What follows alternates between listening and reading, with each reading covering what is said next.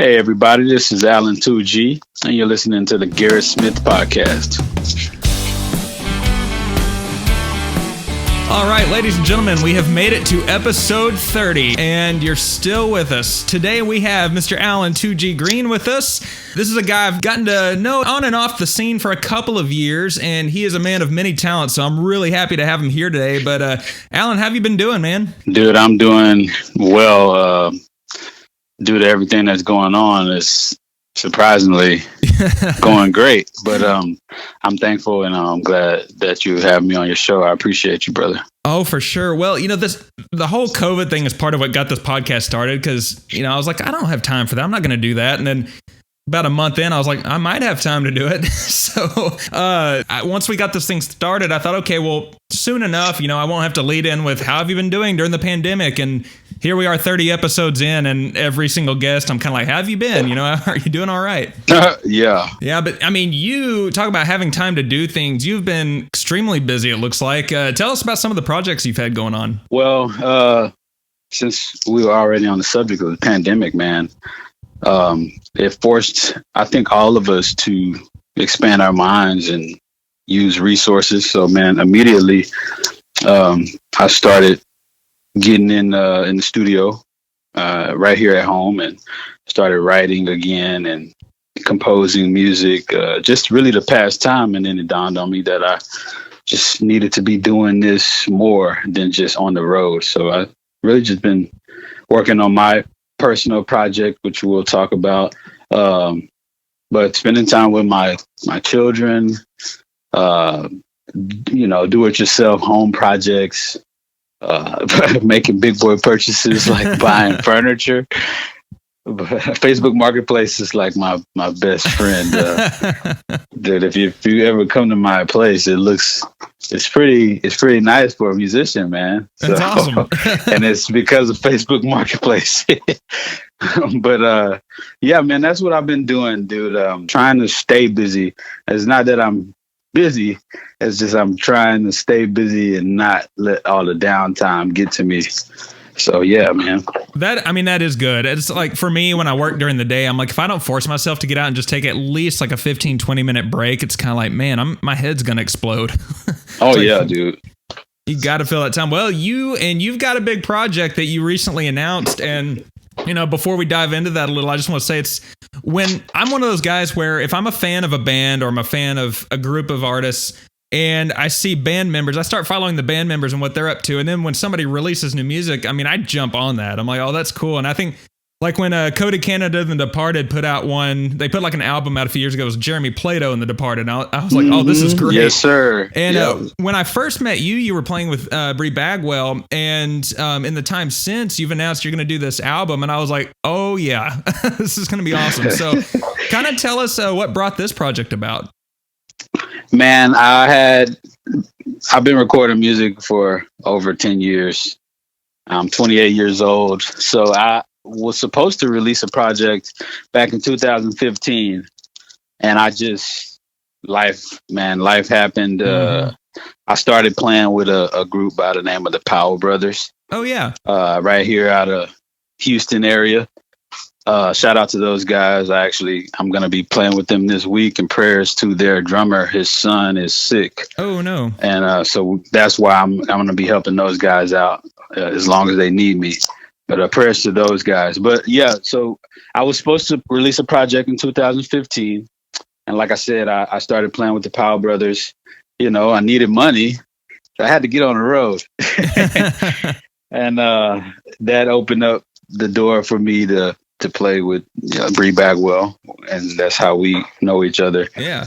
And so yeah, that's the music thing has always been a thing for me. I've always wanted to. I released a project on SoundCloud maybe like back in 2013 or so, and it was supposed to be just something free for everybody to listen to and get to know me a little bit better as a musician and an artist. But it's been way overdue, man. I think the pandemic accelerated things, but I knew last year when I stepped away from Bri Bagwell that I wanted to release a solo project. for myself. You know, it's not really for others. It's really just for me, just to say, man, I finally put something out, you know, because I don't make music for other people, man. I want people to enjoy it, but I really just make music because I love telling stories. Yeah. And that's the reason I decided to do a project. Well, that's really the best way to approach it, I think. Because, I mean, it's like if you always write based on how you think others will react. I mean, in the music world, you'll write something that you think's the next November Rain and everyone just give you crickets. And then, you know, it's like, that's a shot to the self-esteem. It's like, man, I wrote this because I thought y'all'd like it. But if you write it for yourself and then somebody comes up to you, and even if it's just one person, they're like, hey, man, that song spoke to me. It's like, there it is. You know, it's like what I'm going through relates to somebody else. So you've got your single coming out soon, Believe Me. Yes. Tell me about that one. Believe Me, man. This is a funny one because I was trying to figure out an intro track for my project. I don't even know if I'm calling it an album, you know, because it might not be worthy enough because I might not have enough songs for an album. But this particular project, I'm going through all my files and I'm looking for something. And I'm like, man, what can I use for an intro? So, I mean, I've been creating music, like I said, over 10 years. And I got hundreds and hundreds of beats just sitting on my computer. Oh, wow.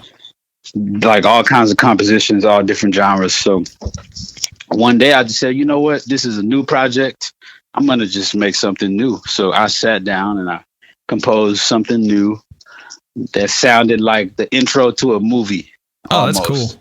I can kind of hear it. If you heard the track I sent you, then you know what I mean. Yeah, for anybody listening, when Alan called in, I was actually still jamming out to this track, so I almost didn't hear my phone go off. Yeah, I composed that and I sat here and then I was like, okay, well, what am I going to say? And I literally I don't really write. I kind of just listen to the music because once I compose something, it gives me a vibe, it gives me a mood. And whatever the music is telling me to say, that's just what I say. And so I stepped up to the mic, pressed record, not knowing that I would end up keeping everything I recorded. Oh, and wow. it'll be my intro. So I didn't write the intro. The single that I'm putting out is actually the first track, the opening track to the project. That's really cool. It has a good intro feel to it. Yeah. And well, the funny thing is, it wasn't supposed to be the single. The single was the catchy song that I sent you a snippet of that. But the catchy one is like, that's the one I was going to do as my single. And a friend of mine, Gabriel Muniz, shout out to him. He's doing most of my visuals on my project. He came by, he sat here in the room I'm sitting in right now. He said, let me hear some music. And I let him hear some jams. And I said, yeah, man, this is my single. Check this one out. And he was like, oh, man, that was cool. Play me another one. And I played him another one. And he said, dude, that's the one. And I said, is it? He was like, dude, that's the one. And I said, okay. He said, man, people need to know you and they need to feel something. And he was like, if you put that one out first, that's a cool one. But then they're going to be like, oh yeah, he put out a cool song. And then if you put out a serious song, then they're going to be like, oh, okay, you lost them. He was like, from my point of view, you should put this one out. I feel this one is raw, is real. So I changed my single on the spot to Believe Me, which is really just an intro song. It's only 2 minutes and 30 seconds. So, but it's very powerful during that short time. So Believe Me is the single, and it is coming out October 5th everywhere. You can pre-order it now in the iTunes store. You won't find it on Apple Music because it's not there yet. But if you want to pre-order it, it's on an iTunes store right now. Awesome. Well, let's take a listen to that right now. Man, we all been through so much. I'm just telling life stories at this point. Feel me? This that COD. Notices on the front door. Call me a bum cause we was living poor. Like, how can I come up? I want more. Working 3 jobs and still can't pay nothing. Then I left home for a tour. Money coming in like, ooh, we gon' be alright. I'm just trying to live a life. I got 2 sons, I gotta get it right. You already know I'm not the same me. I don't even know why you try to change me. I don't even know what we doing now. I'm just trying to get a milli, stack it up to the sky.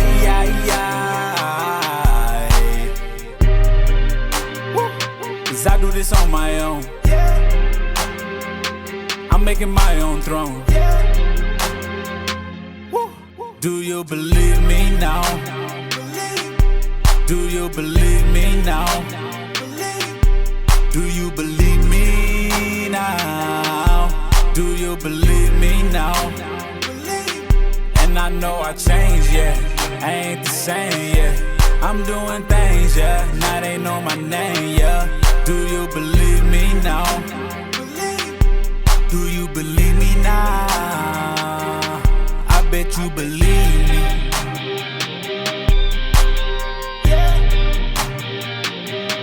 I bet you believe me.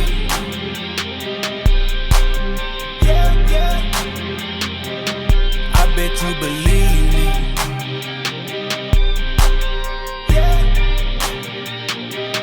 I bet you believe me.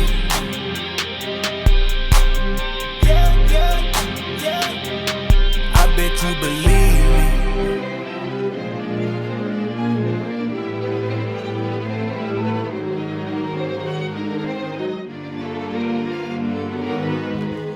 All right, believe me. So take me through your story as a musician. Man, I kind of got a cliche start.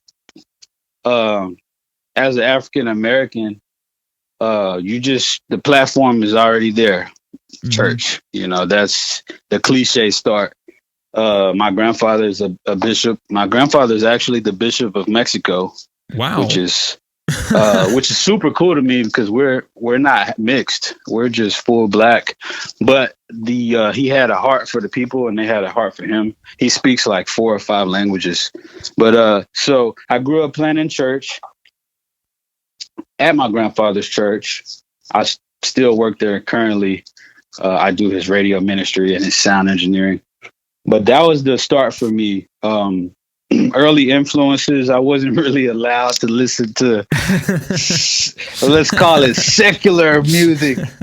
I wasn't really allowed to listen to that stuff just because they didn't know what it was. And, back then, growing up in a Pentecostal household, you just don't play with things you don't know about. So my dad has, I think 4 brothers, Andrew, Maurice Jr. or Maurice III, Kevin, and those guys are all musicians. Shout out to my Uncle Joseph. He is not a musician, but he is in the special forces. So thank him for his service. But Absolutely. My uncles, all of them play instruments, literally all of them. My dad plays drums. My uncle Kevin plays sax. My dad's oldest brother plays bass guitar ridiculously well. And then the last one, my dad's older brother, Andrew Green, he's a doctor, but he's a mad scientist in the studio. I mean, wow. He went the furthest of all the brothers musically. So he was my biggest influence. He introduced me to Sting and Bruce Hornsby and U2. He was the guy in church playing Phil Collins charts over gospel music and nobody knew but us. Oh wow. He was that guy. He's a keyboard player, but he plays acoustic guitar, lead guitar. I mean, definitely my biggest influence musically because he taught me everything I know from composition to, pocket. Gospel is a lovely genre, but gospel has its own pocket the rest of the world doesn't have. So when I was introduced to rock and just all kinds of different genres through him, but him being my uncle and him being successful already in the music business through working with big artists like, Bow Wow, major artists. Hurricane Chris, a lot of big artists came through. Even Lil Wayne and Young Money came through. Wow. His studio in Houston at a point in time. But he's worked with artists. Tamar Davis, she used to sing backup for Prince. All of these are major artists that he's worked with that I was there present for growing up under his wing. So here I am in the studio, listening to these arrangements that my uncle's making, and you never know who's going to walk in. So for me, it opened my eyes up to different genres other than gospel, and it allowed me to grow. So people will ask me, well, how long have you been playing drums? Well, technically, I've been playing drums since I was like 1. Wow. Technically. But I don't tell people that because technically I didn't learn anything about music until I was in middle school. Mm-hmm. I had been playing gospel all that time. So my musical influence would definitely be Dr. Andrew Green. And then the stuff that he introduced me to goes from Dave Matthews Band, U2, Sting, original U2, when they first got going. Before they dumped it on our iTunes. Before they forced themselves onto us. But that's when I was like, okay, I love rock. Just real rock, organic rock. I'm not opposed to the heavier stuff, but like that kind of rock was just like soulful in a way. And it kind of pulled me in the direction of, getting in the grooving and learning how to play in the pocket and learning how to play big. And definitely. Yeah. So those are my influences amongst many, many more, but that's kind of the beginning stepping stone for me becoming who I am or who I was growing into the professional stage. That is so cool. And, one thing that I kind of incorporated in my questions to ask you pretty much answered this for the most part, but, I mentioned you're a multifaceted guy. I mean, you played church worship. I see you posting about, Sundays and services. What's the best part of getting to play in all these different areas? Because you find so many musicians that they'll do 1 or 2, maybe 3 areas, but I mean, you're very versatile in the amount of music you play. I mean, what's the best part of that for you? The best part of it is connecting with people. If you only play one style, you only connect with one style of people. I mean, I've played metal, Christian metal. I might have played death metal a couple times and didn't know it. But I mean, country, hip hop, R&B. These are genres created by different kinds of people, different ethnicities. When you play things created by different groups of people, you connect with different. It makes you a better human. Mm-hmm. It makes you understand where people come from. It also makes you understand what moves people. I've played cumbia. Oh, wow. That's how I passed my Spanish class in high school. But that's a whole nother story. I've played, obviously, country. Country was the moneymaker gig for me. It kept my bills paid, but just music in general, man. The best part about playing different styles is connecting with people and learning different cultures. That is so cool. Yeah. I was watching a documentary about a month or two ago on the Scorpions band. And, they were huge in the US. They were really big in Europe, but really they didn't even speak English when they got started. But they knew that their kind of music was only taking off in the US at the time. So the only reason they knew English is because they wanted to write songs in English, and that's how they learned. Wow. I mean, it's crazy. I did not know that. Yeah, it's incredible how music can do that for people. I'm still very poor at I've tried to learn Spanish, and I kind of had a grasp in college, but it's a struggle. I think I downloaded that Duolingo app during COVID. I was like, I'm gonna get this whole thing down, and I still don't have it down, but I can at least order food in Spanish. I can do that too. Yeah, that's a talent. That's the one that matters, man. It really is. It's in Texas. If you can't order food in Spanish, you're actually going to miss out on a lot of good stuff. Absolutely. Well, on top of music, and I think I heard somebody in the background a minute ago. You're also a busy man at home, and I mentioned this off air, but I'm mentioning it on air. You on your Instagram, you post a lot of family pictures, and I've seen you refer to your sons as young kings and princes, and I think that's really cool, man. What does fatherhood mean to you? Fatherhood, man, is the greatest thing that has ever occurred in my lifetime for me. And it is because of them. I have two sons, and I do refer to them as kings. I named both of them. My oldest son, his name is Legend. And my youngest son, his name is Prince Allen. And people ask me all the time, is that his first and middle name? I was like, no, his first name is Prince Allen, but you could just call him Prince. But I named him that because Legend is kind of a hard name to compete with. And I didn't want him in the shadow of his brother forever. So I thought it through. But it's the greatest thing ever, man. They are the reason I do everything I do. For me, financially, the best thing for me to go hard at and not get tired of it is doing music. So that's something I can do every single day and not huff and puff about going to work. That's a blessing, man. That really and that is. benefits for, many things, but really benefits them because they don't have to deal with, if I have a bad day, I can just turn some music on and everything will be all right. And for me, it's music. And for them, obviously, I would do any job to provide for them, any job. But with music, I can spend tons and tons of time with them. I know people think musicians, you're always gone.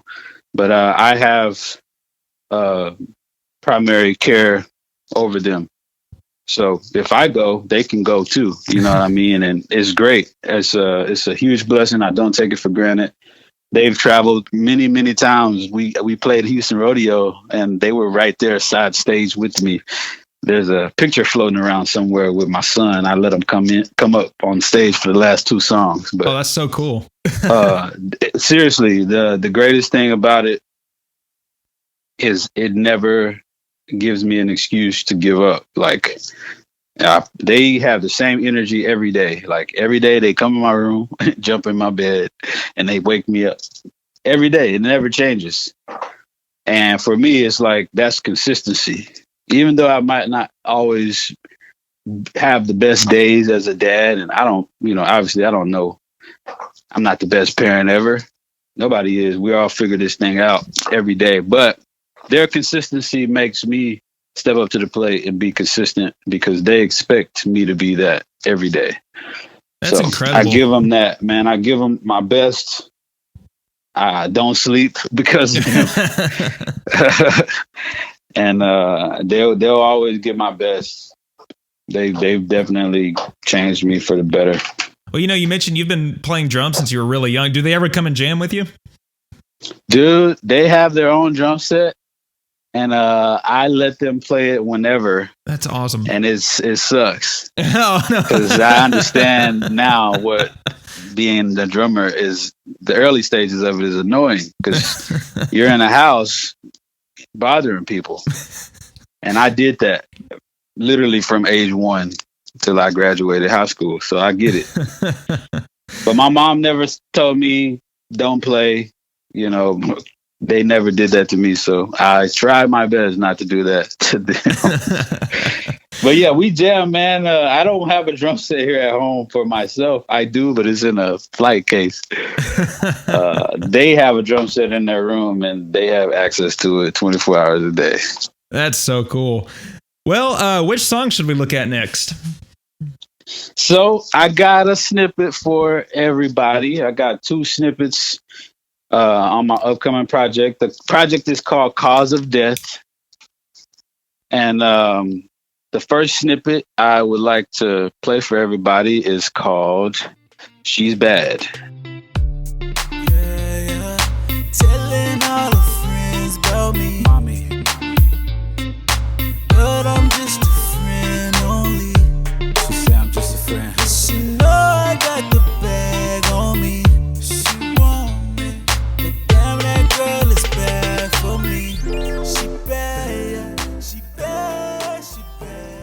So what's the story behind that one? So She's Bad was the single. She's Bad was supposed to be the catchy song, and the whole thing behind it is meeting a beautiful woman, and you're like, oh man, I got me a good one, and then it actually turns out she's bad for you, but you can't let her go. Because she's bad. She's bad. She's bad, the good bad. She looks great. She smells great. She makes you feel good, but you know she's not good for you. It's a fun song. It's not as that one actually might not be a personal experience. It was just the song.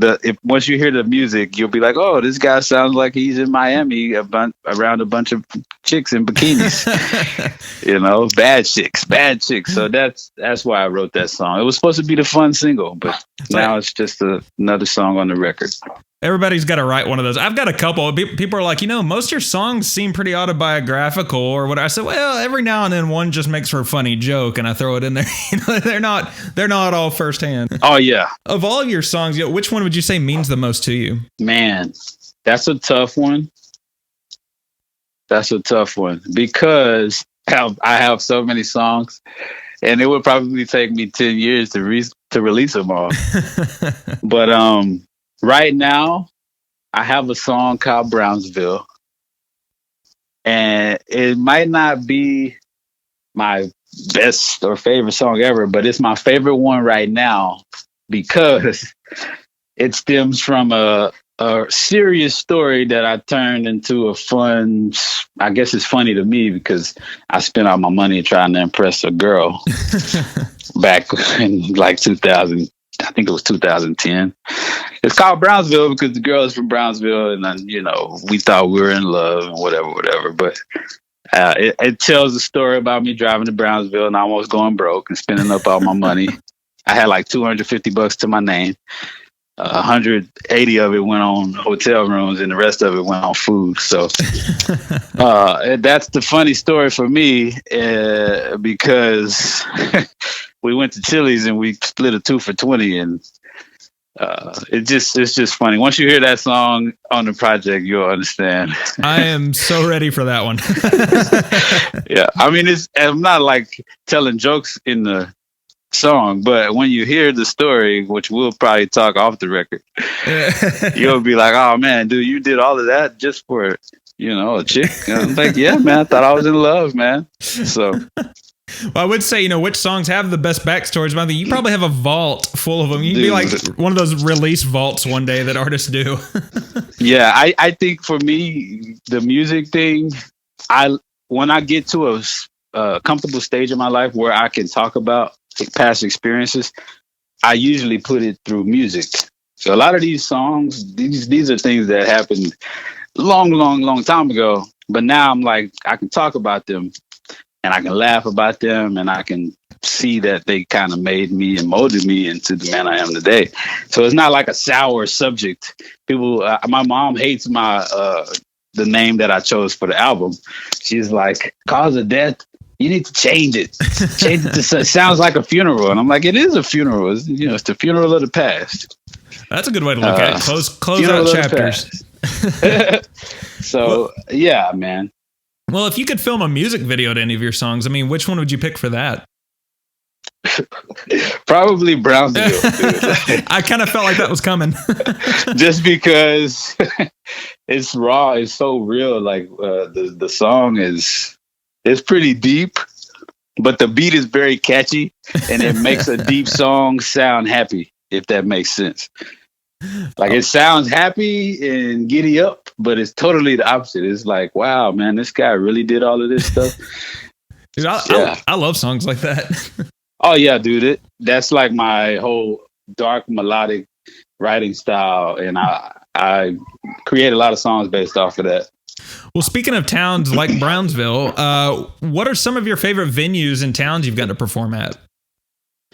Man, well, my favorite, I'll say, place or city to perform in is Key West, Florida. Nice. They have a festival out there called Mile Zero Fest. It's a brand new festival. I think the next year is the 3rd year. Oh, wow. Or the 4th year. I played it the first 2 years with Bri Bagwell. And man, it was just incredible. It was from the back line. I mean, we didn't take any gear, but they took care of me. Backline gear for me was top notch. I got to pick and choose literally everything I wanted. Oh, that's so cool. So it was great. And the band, working for Bri Bagwell was great. We assembled a great team. And those guys are like my family. So kudos to her for allowing me to bring guys in that could get the job done. Like, it was just fun. So that would be number one for me. I will tell you real quick, she was on a previous episode we did, and I told her then, I said, that lineup y'all had at that time, and I mean, she's always had good lineups, but I mean, like, y'all were always so fun to watch. Like, you could tell everybody really, the chemistry on stage between the four of y'all was just really cool. Man, I'll tell you, man, when she allowed me to come in, the band she had, I love those guys. But those guys went on to different things, and we had a heart to heart, and she asked me, what do you think? And I said, well, we need some killers. She was like, killers. I said, guys, we need some guys that's like alphas. And she was like, okay. She literally trusted me to bring in a bass player who I had known for a long time, Sean Rodriguez. He's with Hill Country now. Those guys are tearing it up. And then Michael McDonald, who was with Curtis Grimes, and then he was with Shotgun Rider. And, these guys, I brought these guys in, and as the band leader, yeah, we had a blast. I missed playing with them. I actually still remember every part of the Bri show. So if I ever got a chance if she ever called me and was like, hey, my drummer's out, I would literally go play the show like note for note, because I just really put my whole life into that. So shout out to her and Bri Bagwell and the band for the opportunity I had. I spent over 2 years with her. It was great. How long does it take for muscle memory, as a drummer, to really, like, for a song, or does it just vary from song to song how long it takes for it to be like play it in your sleep? Man, it depends. A lot of the country, I'll talk about country because I've been playing country the last 5 years. Country is so wide range. Like, some country is straight rocking. You got your William Clark Greens, who is totally my favorite show to watch other than Whiskey Myers. And then you got guys, you got Randy, Randy Rogers. I don't even have to call his last name. I know. And then you got guys like Gary P. Nunn. Those are like three totally different styles. Oh yeah, of country. And Whiskey Myers is like straight rock now. Oh yeah, you can't even call those guys country. And I say country just because Texas country is his own thing, bro. Mm-hmm. Like, I've learned that over the past few years. So. As far as the muscle memory goes, I think it depends on the player. For me, when I write my notes, when I'm learning music, like for the Powell Brothers, I'll be playing with them this week. The Powell Brothers started out of kind of playing it safe, with the country style. There was a lot of train beats and stuff like that. When they still have a lot of that, but now their music is more rock and roll. I mean, it's straight rocking. Yeah. And so I had to approach the songs totally different. Well, I've been playing rock a long time now, since middle school. So that is more, for me, I don't want to say more fun, but it's more natural because you just kind of go for it. Yeah. It's a lot of emotion and feel, opposed to a gig like Gary P. Nunn. You might only use brushes the entire gig. And it's got a lot of swing to it, and it's very delicate. So the muscle memory on a gig like that, you got to be very, very delicate and dive off. You got to rehearse for a Gary P gig. For the Powell Brothers, they could just send me the music, and I'm ready. I'm good to go. So I think the muscle memory just depends on the gig. That's really interesting. And our scene, you're not lying, man. So I put out some of my first music in 2015, and I didn't know what I was doing yet. But one of the critiques I got was like, hey, because Coe and Parker and all those guys, they didn't really come around yet. And people told me, They're like, man, your music's too rock for Texas country. I don't think they're ever going to play it on the radio. I'm like, well, screw it. Maybe I'll put them in the closet and save them for later. And, fast forward 3 years and suddenly all these guys start popping up. That's all they do is rock out. And I was like, well, I was a little bit ahead of it, but dude, you were the future, bro. You were the pandemic. Well, I've resung it all in the studio. I'm probably either November or February. I'm going to try to put out all the redos, but yeah, we'll be rocking hard soon now that the time is right. Oh yeah, man. Talking about venues and headlining places, if you could headline any venue, whether you've been there yet or not, where would it be? Man, historically, I would have to say Red Rocks. I've never been to Red Rocks, but I've had a lot of friends play at that venue, and it's beautiful. Acoustically, I hear it's just amazing, and the sound travels for miles and miles, just because of the way the land is set up. So probably Red Rocks. That would be the one for me. I think someday I need to go through and just count on every episode to see what the tally is. Because I think between Red Rocks and Green Hall, it's really close on which one I hear more. Oh, man, don't ask me about Green Hall. Well, it's funny because everybody talks about Red Rocks. And I thought, originally I thought, yeah, that place looks cool. But I was kind of impartial. Now with every guest that says it, I'm like, well, now I want to go. It's like, nah, man, Green Hall is cool, man. We headlined Green Hall with Bri Bagwell, but we just the treatment wasn't as great as the guys get. Shout out to all the female artists out there. I want to say that no disrespect to Green Hall. I've played there many times with the Powell Brothers, with Bri and a few other people, but the guys get treated 10 times better than the women do, and it's pretty obvious. So I see it. I am not a huge fan of. That's not on my top list. It was cool. It was like a bucket list thing at first. And then I was like, oh man, now I got to load out in this place. And it's like 100 degrees outside. So it'll be Red Rocks for me. Yeah. And there's something to that. Cause I don't know if you know Adam Drake, cause I know y'all both live in College Station, but yeah, I had him on here and we were talking about that. How, I forgot who it was, the radio promoter that called female country artists tomatoes on the salad. Like you don't want them. And I had never heard that till he mentioned it on the episode. And I was just like, dang, man. But it's funny. I mentioned off air, we've got this charity concert thing we're doing virtually tomorrow. And the lineup is 50-50 male and female. And I was one of the people that had to help put it together. Like that. Yeah. It wasn't, I wouldn't say it was intentional, but I definitely reached out to, when I went back and looked at the list, we reached out to probably an equal amount male and female artists. And Jared Johnson's on there, and spoiler for anyone that watches tomorrow night, he made a comment. He's like, shout out Garrett Smith for looking out for the women in Texas country. And, I kind of laughed because I was like, well, I was just giving everybody a shot. I didn't really think of it that way, but that really is an issue on the scene right now. It is, man. I've worked for Haley Cole. I don't know if you know who she is. She's amazing. That was my first, I guess, country gig. And then I went on to work for Bri. And that was like, those two, to me, they're juggernauts in the game. They've been around, they've done their thing. Everybody knows them. So just to see how they got treated on the scene, it kind of sucked. Yeah. Because I felt like we could play with the best of them with the group we had assembled. So, but yeah, man, like I said, shout out to all the women doing it. Keep doing it. We see you. I see you. Shout out to Kim Dunn. She lives like 10 minutes from me.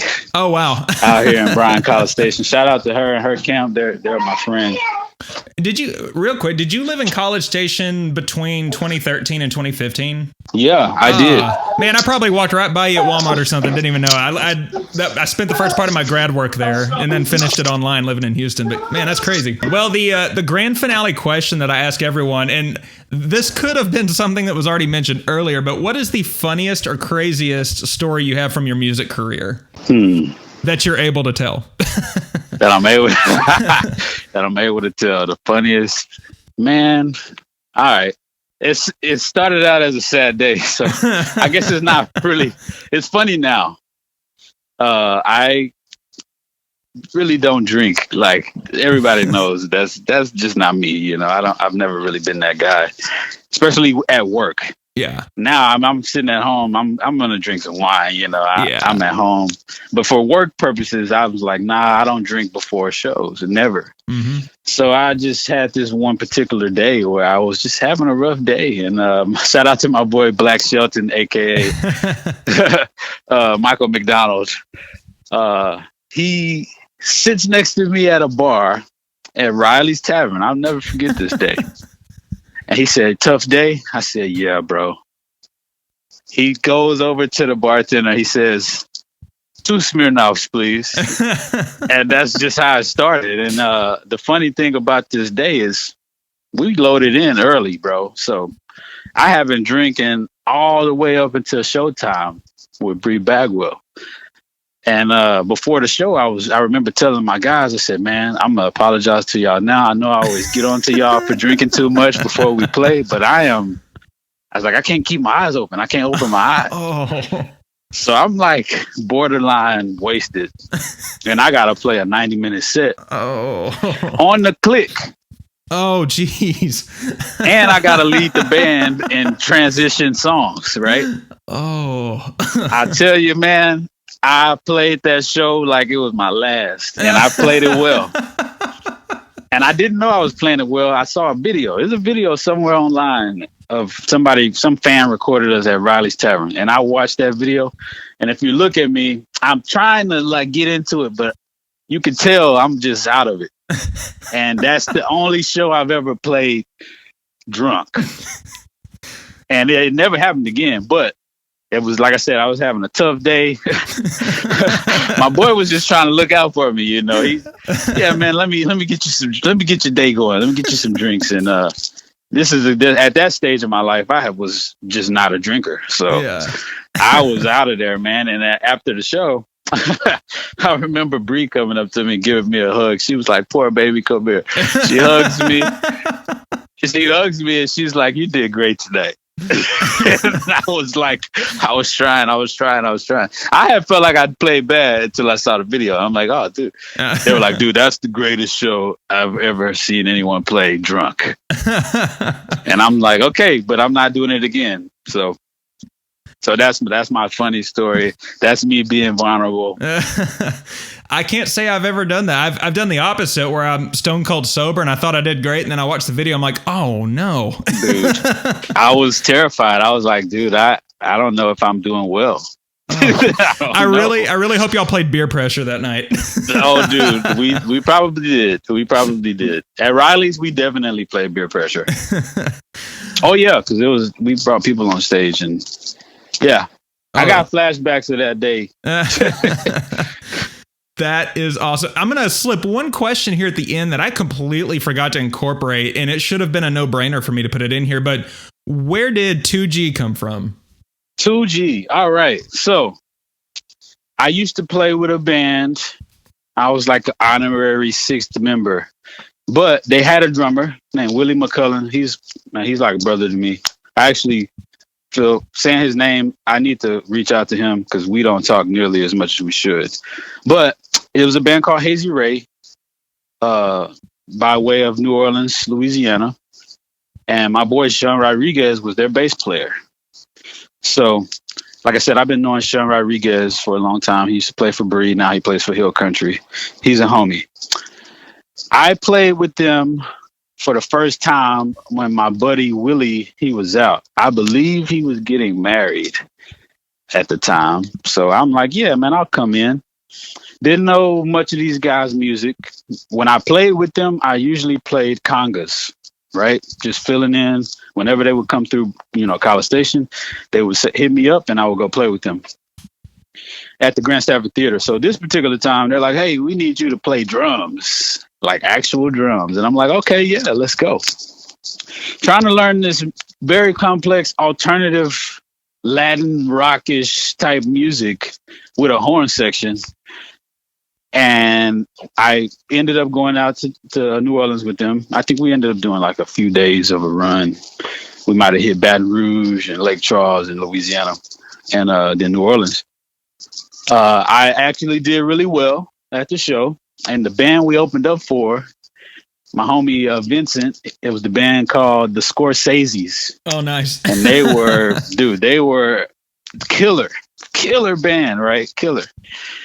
Well, in Louisiana, New Orleans specifically, if you can play, they give you a name. They don't necessarily call you by your first name. They give you a name.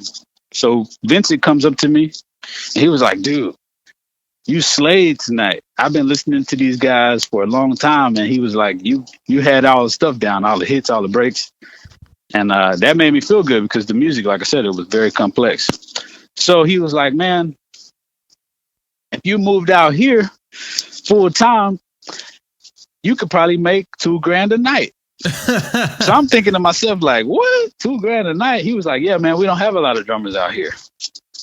And he was like, we got a lot of horn players out here and guitar players, but not a lot of drummers. Wow. So that's where 2G came from. He was like, man, I'm gonna call you 2G for $2,000 because I think you're worth $2,000 a night. So the next time I went to New Orleans to play and fill in for my boy Willie, I was running into Vincent again, and he's like, yo, 2G, what's up? And I'm looking at him like, who is he talking to? Like, and I had forgot. The dude gave me a nickname the first time I went, and it stuck with him. It didn't stick with me. So then I was like, wow, I guess he was serious, you know. He's calling me, gave me a name, and I started just going by 2G.